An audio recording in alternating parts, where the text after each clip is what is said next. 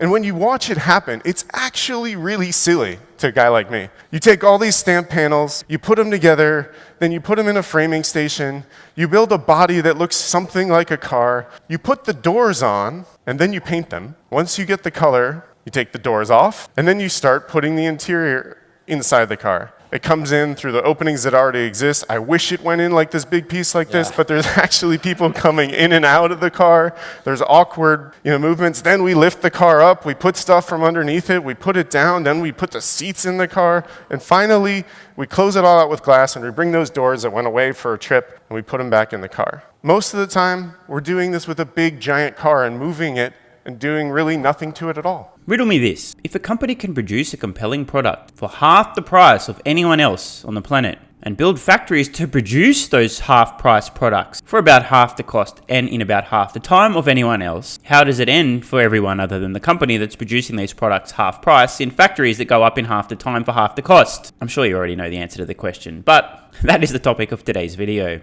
Before we get into it, just a quick heads up, posted another exclusive video on Patreon this morning entitled, I'm okay with that. If you remember, you know where to find it, and if not, you can join Patreon with the card in the corner or the link in the pinned comment. A traditional way of making a vehicle is this. You stamp it, you build a body in white, you paint it, and you do final assembly. And what's interesting is these shops are dictated by the organizational structures that exist, and they're dictated by the boundaries that exist in the factories that are laid out. If something goes wrong in final assembly, you block the whole line, and you end up with buffering in between. This is at the tail end of its manufacturing optimization. Henry Ford first invented this assembly line in 1922.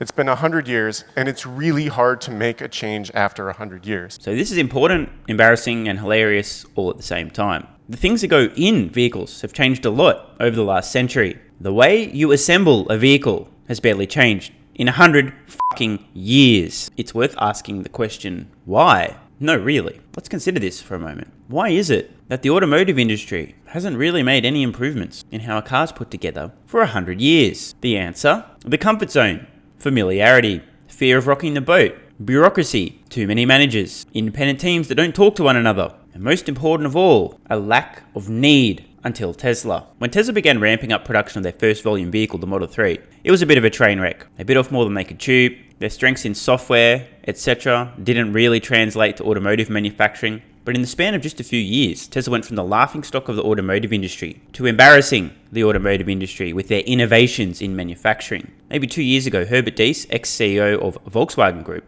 disclosed that Tesla was producing vehicles in 1/3 the time it was taking VW to. How did this happen? Tesla is a continual optimization machine. Unlike other companies who get comfortable, oh yeah, that's fine, everything's fine, that's okay, that's good enough. Nothing is good enough for Tesla. Everyone is tirelessly working to improve everything. This includes the process of actually putting together a vehicle. We have seen huge leaps and bounds forward in terms of manufacturing techniques like the gigantic casting. Anyone in the automotive industry could have done this, yet Tesla was the first. Why? They're never happy. They're a continual optimization machine. Tesla blew minds with their thermal management system. Actually, they've done this twice. The super bottle was mind-blowing. The octovalve heat pump is on a whole other level. Now, the reason I'm stressing this so much is just to paint the picture and set the scene. Tesla is never happy. They are always trying to do more with less, to become more efficient, more resourceful. And what we see, and what we're going to see in this video from Tesla's Investor Day 2023, is a paradigm shift. A complete change in how a vehicle is assembled. Again, something any company could have done, yet it's taken Tesla to actually do. This is a sign of things to come. And it's a lot more important than I think people realize. If you can make stuff faster and cheaper than anyone else, and the stuff you're making is better than anything else anyone else can offer, and you can make it cheaper and faster, you have won. Period. And when you watch it happen, it's actually really silly to a guy like me. You take all these stamp panels, you put them together, then you put them in a framing station, you build a body that looks something like a car, you put the doors on, and then you paint them. Once you get the color, you take the doors off, and then you start putting the interior inside the car. It comes in through the openings that already exist. I wish it went in like this big piece like this, but there's actually people coming in and out of the car. There's awkward, movements. Then we lift the car up, we put stuff from underneath it, we put it down, then we put the seats in the car, and finally we close it all out with glass and we bring those doors that went away for a trip and we put them back in the car.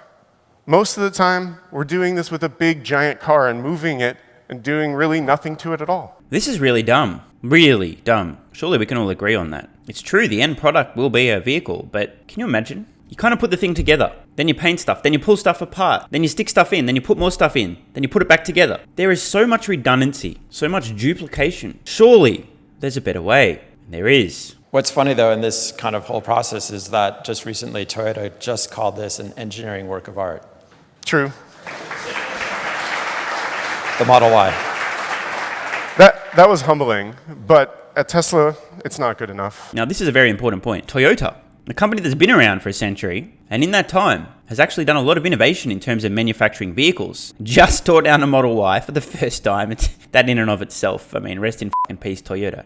How incompetent, how blind, how stupid, how arrogant does a company need to be to have not torn down a Tesla Model Y until 2023? I mean, that's a whole other topic for a whole other video. Spoiler alert, Toyota's going bankrupt and they deserve it. But the fact that Toyota has called today's generation vehicle, the Model Y, a work of art, this before the massive innovations in terms of actually manufacturing the vehicle, speaks volumes. Toyota is effectively calling Tesla's last generation of vehicle a work of art. Just wait until they see what happens when Tesla's ramped up production with this new manufacturing system. But at Tesla, it's not good enough. If we're going to scale the way we want to do, we have to rethink manufacturing again. As part of the master plan, we have to make another step change in cost. We started this on Model Y when we made these huge gigacastings, and we deleted hundreds of parts. We simplified assembly with the Model Y structural battery, where we decided the floor should be a part of the car. The battery is the floor. We put the seats and the interior on the battery, and we bring it up through a big open hole, and we assemble it. And this allowed us to do things in parallel, fully rethinking the process and reducing the final assembly line by about 10%. So again, anyone could have done this, but it was Tesla who did this. I don't want to labor the point here, but this really matters. This provides a window into Tesla's capabilities, the mindset, the DNA of the company, and what makes them different from every other company on the planet. Anyone could have done what Tesla's been doing. Anyone could have figured out how to more efficiently manufacture their vehicles and save money, but they didn't. They've been sitting on their hands in the comfort zone, too scared to rock the boat, and or just unwilling or unable to even share their ideas, being shot down by managers. Hey, stop talking, just do what we tell you to do.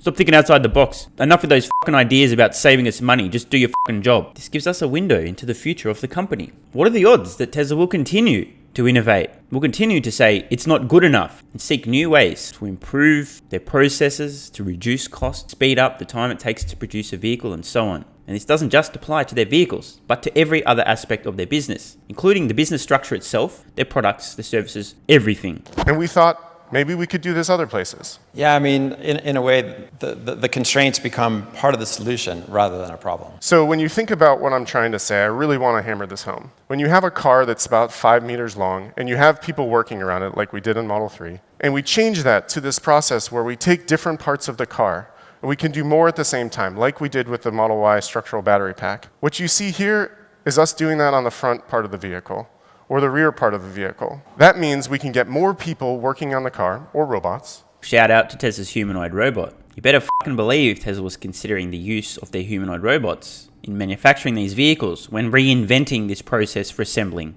a vehicle. Now, we have talked a little bit about the Tesla humanoid robot in the past, but again, we're talking about the next gen right now. But ladies and gentlemen, when Tesla can successfully use their humanoid robots as an industrial robot, and they're actually useful, everything's going to change once again. These things will effectively be free. Yes, there's a hardware cost, and yes, they do require energy, but that energy can be generated via solar, stored in batteries. Longer term, not tomorrow, but long term, these things are literally going to be free to operate, as opposed to require a salary and brakes, which is typically what a human requires. And these things will be able to work 24 hours a day, maybe 23 hours a day if you want to be generous and include some charging time, but why couldn't you just plug in and charge while you're still working? Exactly. So one Tesla robot can theoretically do the work of about 3 humans in a 24-hour period and cost almost nothing. So the huge cost savings, which we're learning here today, this new manufacturing process will drive costs down by about 50%. There will be another step change when Tesla's humanoid robots can be doing 99% of the work in putting these vehicles together. Just keep that in mind. Working on it at the same time. That means we have better operator density, less time doing nothing. I call that space-time efficiency. It has nothing to do with quantum mechanics. We can have that conversation later. But we get 44% more operator density, which means more work, less time walking back to the station, 30% improvement in space-time efficiency. So how many other just-a-car companies have even once discussed space-time efficiency? How about volumetric efficiency? I think the answer to that question would be 0. This is kind of important. This is what happens when you have a bunch of people who have a physics-based understanding of the world, who go down to the atoms and work their way up. How can we improve our manufacturing efficiencies, get more done in less space in less time, reduce movement? Once again, any company on Earth could have done the same things, could have developed this system for manufacturing a vehicle, yet no one did it. Kind of makes you wonder. It's almost as if there's something special, different, unique about this company we call Tesla. And because we're not building it in and out of the car with those slow movements of those robots I showed you from production hell, when we go to automate it, it's going to be a lot easier. In the end, that will probably look something like this, where we balance parallel and series manufacturing in a way where we only do things that are necessary. As opposed to now, where everyone, including Tesla, does things that are unnecessary. I mean, words matter, and this is kind of simple, but if you're doing things that are unnecessary, maybe you shouldn't be doing them. And that's what Tesla's been trying to figure out. How can we stop doing these things that are unnecessary? Or how can we make things that are currently necessary unnecessary, like deleting hundreds of parts and processes with a gigantic cast piece? With a much shorter final line, blocking a lot less of the entire rest of the factory, so we can optimize material flow using the best practices. And what that means, it's going to look something like this, where we build all the sides of the cars independently. We only paint what we need to. Yeah, I know, but I mean, again, today, everyone paints things that they don't need to be painting. What the f*** has the automotive industry been doing for the last 100 years other than nothing? Oh wait, no, that's the answer. Nothing. They've been doing nothing. If it ain't broke, don't fix it. And then we assemble the parts of the car once and only once. Again, as opposed to assembling parts of the car more than once. It's not just me, right? Tesla is exposing the entire automotive industry as incompetent. It's been in stasis. Anyone could have done this. Why did it take Tesla? Why wasn't it until Tesla came along that this has been done? What the f*** have people been doing? We put them where they need to go. The interior is attached from a bottom-up or a top-down strategy, so there's more access for those robots and people. We aren't moving heavy objects around and doing nothing to it, and it means we're doing more work on the car more of the time. And then when we take all of these tested sub-assemblies and we put them together, we finally assemble the car only one time, putting the sides on with all of their parts to a front and rear that was already assembled, carrying the floor in with the seats, and finally boxing it out with the doors one time, just like Cybertruck. So in the end, you get the same car. It's not going to be a Model Y. Yeah, this is a Model Y for illustration, not the next gen vehicle. In the end, what does that mean? To increase the scale and adoption of electric vehicles on the orders of magnitude that we just showed you, we have to make constraints part of the solution. It leads us to greater than 40% reduction in footprint, which means we can build factories faster, with less capex and more output per unit. For some reason, I think a lot of people glossed over or just paid no attention to this very important fact. On screen now, I'm showing the graphic from that slide we just heard from. Tesla's next generation vehicle manufacturing efficiencies. A 40% reduction in the manufacturing footprint. In other words, a 40% smaller factory, which is not only faster to construct, but faster to output vehicles. Even at a very basic level, if we just think physics for a moment. If the factory is smaller, but producing the same number of vehicles, there's going to be less movement, things traveling less distance from point A to point B. That alone saves time. You get a compounding effect with a more efficient factory because it's not just the time saving to actually produce a vehicle. It's faster to make the factory, and more importantly, you need to spend less. There's less capital investment, capital expenditure, capex to actually make the factory. Riddle me this. If your goal was to say 10x your current production, I don't know, maybe there's a company out there just hypothetically that today has production capacity for around 2 million units per year. Maybe they have a goal of 10xing that in the span of the next, call it 7 years. What are the most important levers to actually make this happen? Well, one, you need to build the vehicles. So ideally, being able to build the vehicles faster would help. But you also need to make them more affordable, otherwise people can't buy them. So you need to make the cost to produce the vehicle even cheaper, maybe 50% cheaper, per the example on screen now with Tesla's next generation manufacturing system. And what else do you need to do? You need to build the factories that build the vehicles even faster. If you can build factories faster and cheaper, and the factories themselves build vehicles faster and cheaper, then you have a huge advantage into scaling up faster than anyone can possibly imagine. This is really important. I'm going to emphasize it one more time. Repetition is the mother of skill. Tesla has developed a system, a new manufacturing system, that means that they can build factories faster and cheaper, and the factories that they've built faster and cheaper can build vehicles faster and cheaper. This is a double whammy for anyone attempting to compete with Tesla. Tesla can build factories way faster and cheaper than they can, and those factories will build vehicles way faster and cheaper than they can. They may as well just raise up the white flag and go, we give up, we're done, we quit. Either that or file for bankruptcy in a few years. Same outcome anyway, right? Faster, less capex, more output per unit dollar. Zach's going to go into more details on this later, but it also means through this innovation and some of what my other engineering colleagues are going to talk to you about in the future, we'll reduce costs as much as 50%. This is the 2-for-1 concept you hear me and Elon talking about on earnings calls. Yeah, so I think our track record proves that we can deliver the best cars, and we deliver the best cars in spite of, because of these constraints. And I'd love to really show you what I mean and unveil the next gen car. But you're gonna have to trust me on that until a later date. Oddly, it took quite a while for many people who saw Tesla's Investor Day 2023 presentation to really understand the implications of a half-price vehicle and a much more efficient factory. With time, more and more people are finally starting to figure it the fuck out. The truth is, this presentation, this new system for manufacturing a vehicle, as much as this is about Tesla and their new manufacturing system, this is equally about the rest of the automotive industry, who are now unquestionably, completely, and utterly fucked. We've reached the tipping point for EV demand. Build them, and they will sell. The hard part is building them. So only yesterday we heard that GM is struggling to make more than a dozen of their Hummer EVs every day. Been the case for the last 15 months. How awkward. So, while legacy automotive manufacturers and new EV startups struggle, trip over their shoelaces, and fail miserably to ramp up to volume production, learning a lot along the way, Tesla is multiple generations ahead on their manufacturing systems and factories. In the time it takes a competitor to ramp production to 5 or 10,000 vehicles per year, Tesla can build a factory and probably be producing 500,000 vehicles per year. This is a big problem for everyone other than Tesla.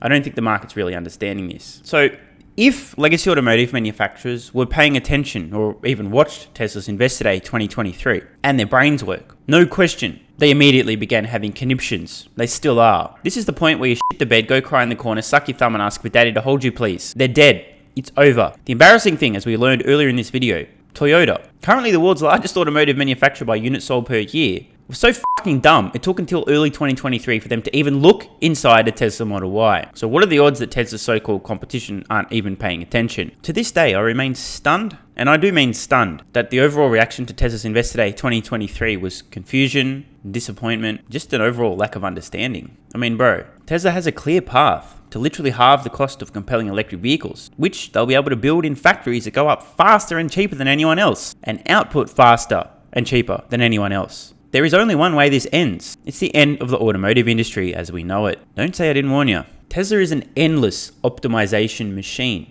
and they continue to search for, find, and implement new ways to do more with less. They're constantly seeking out and gaining unfair advantages. The caveat, of course, they're playing the same game with the same rules as everyone else. Yet despite that, it almost appears they have an unfair advantage. Why? Because they have brains and balls and use them to do things that others are unwilling, unable, or don't even realize are possible to do. This is how you win, whether a company or a person in life. Give yourself as many advantages as possible. Tesla has advantages in cost, in technology, their factory build speed, their output. Everywhere you look, they're constantly optimizing and looking for improvements and a way to outcompete everyone else in the marketplace. And if you want to be more like Tesla and less like Toyota, you want to give yourself an unfair competitive advantage to the point where others will marvel and go, wow, damn, what? How? May I strongly suggest you make Athletic Greens AG1 a foundation of your daily health habits, 1 scoop a day, every day, as I've been doing now for the last 2 years. I've truly never felt better.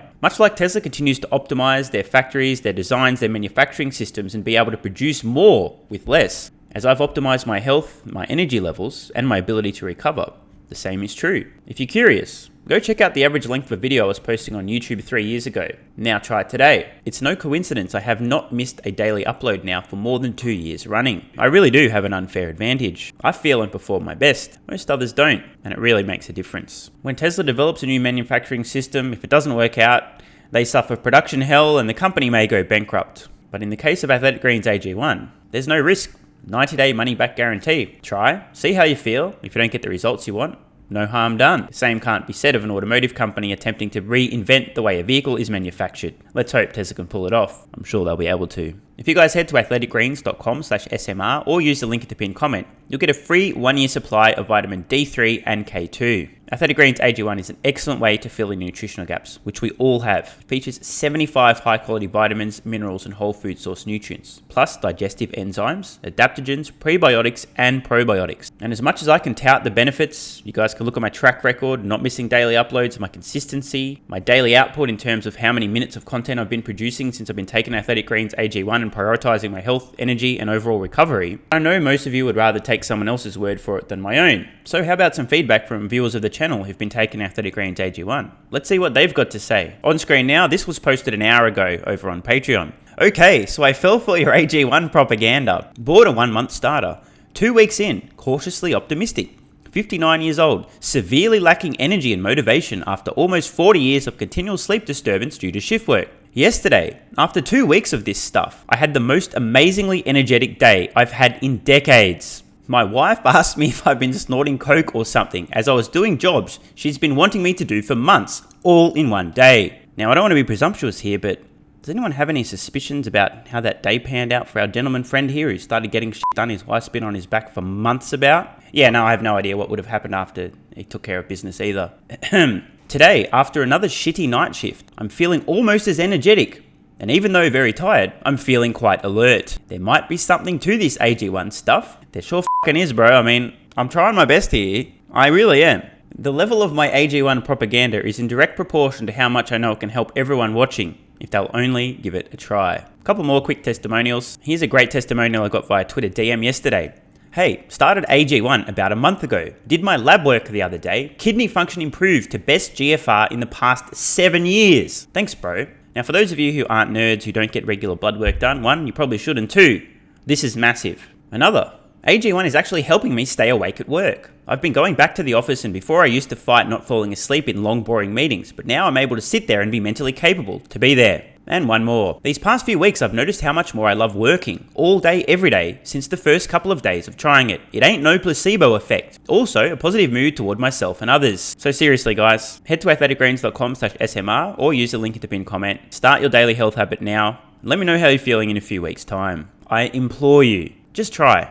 What's the worst that could happen? Or you could just keep doing what you've been doing. Take a leaf out of the Toyota book. I'm sure that's going to end well for Toyota and you. And don't forget, new content dropped today on Patreon. If you're not a member, you can join with the card in the corner or the link in the pinned comment. And I'll see you over there. Love ya.